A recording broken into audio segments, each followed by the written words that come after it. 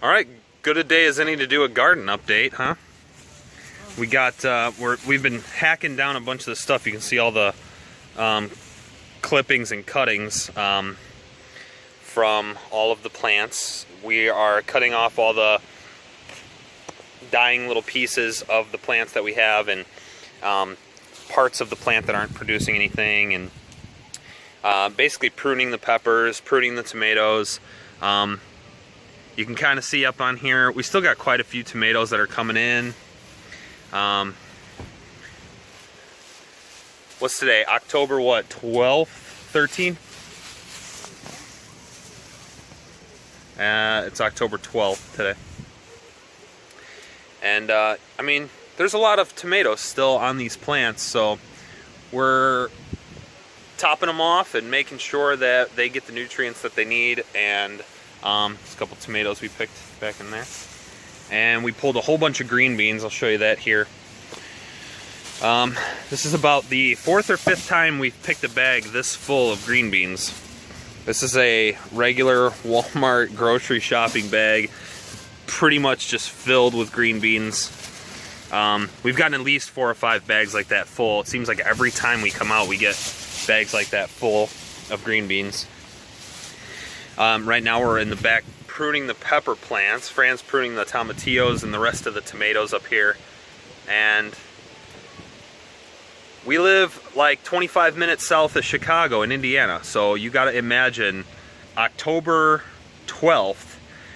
Really, we shouldn't be getting too many more plants, but I mean, you can obviously see we have still a ton of fruit left to go. It's been actually pretty amazing, and I want to show this again. I know I showed this last time, but this pepper plant is unreal. I mean, I have never seen so many peppers on one plant. It's crazy. That was one little branch. Here's another little branch. You can see got a ton of little peppers in there. This is another branch on that. Got about a dozen more down there. Oh my gosh. Oh my god. Oh man. These are ghost peppers too, so these are spicy boys. They're about as hot as you get out here. We have a Reaper pepper back there. It's not quite this big, it's not quite this prolific, but we've actually been picking peppers off of it for a couple of months now, and this is just starting to ripen on this.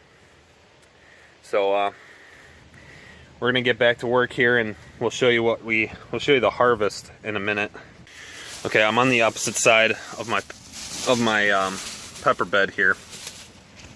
And I want to show you that is the Carolina Reaper peppers, but you can see I have Gung Bao peppers like intermixed with it. And the Gung Bao plant is like super prolific too.